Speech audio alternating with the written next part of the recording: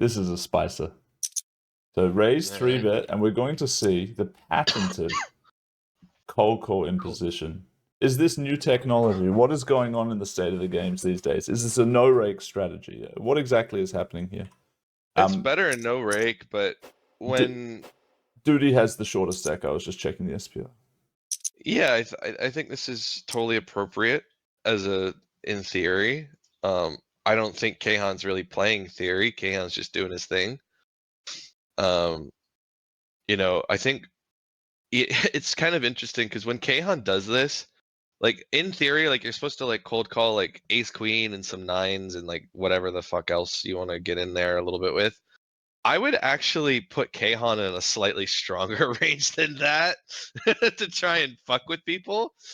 Like if Kayhan had aces here, like I would not be surprised. You know what I mean? Yeah, okay. So how are you feeling going post on like a 10-9 high board against this cold calling Kayhan?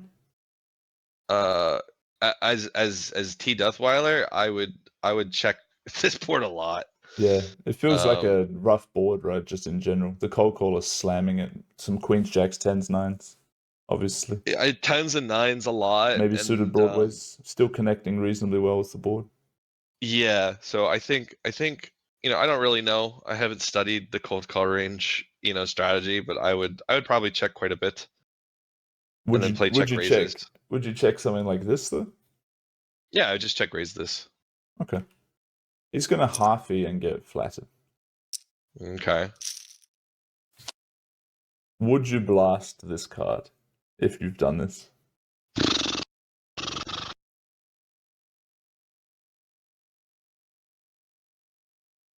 You know, this spot kind of sucks because, you know, if we bet this hand, you know, whenever we bet, it's scary to just get jammed on. The good thing is that we're out of position, so it's less likely for us to get jammed out of our equity because in position is going to just realize. So I think we just B75 or whatever, or pot or whatever the fuck, and just fucking pray we don't get jammed on.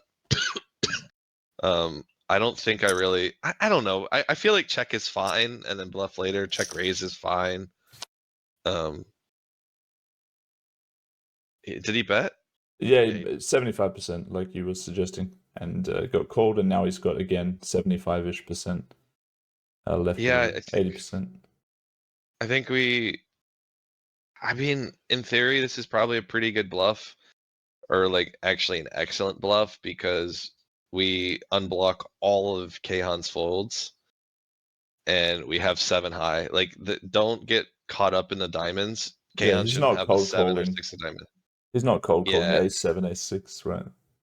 Or 8-7 of diamonds. So I think in theory this is probably a pretty good bluff, but I would not. I don't know if I'd really want to run this. I'd be pretty scared, and it's like mostly hoping for the optimism that Kayhan has like the ace queen of diamonds or like king jack, king queen that he called twice in position.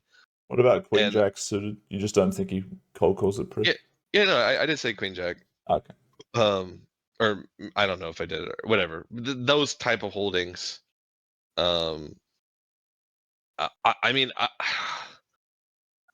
I just wouldn't want to bluff this, man. I just feel like we get snapped off so much.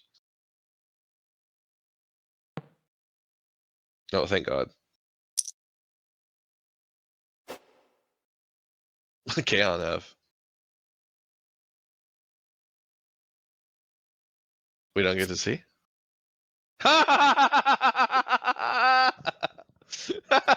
that's the other part of the cold calling range that we forgot about with the misclicks. The misclicks. Yeah, I briefly thought about that, but that's funny. The sick thing is, like, he has a rep where you would think, all right, this guy might be the guy who plays the cold calls. Yeah, 100%. You know, 100%. so it kind of works out okay for him. He gets a great board and stuff. It's a fucking amazing flop for this hand. Yeah, like if I don't know if Prodigy cold call, yeah, I mean, yeah, there are some players that if they cold call, like you might think it's more of a misclick than that's funny.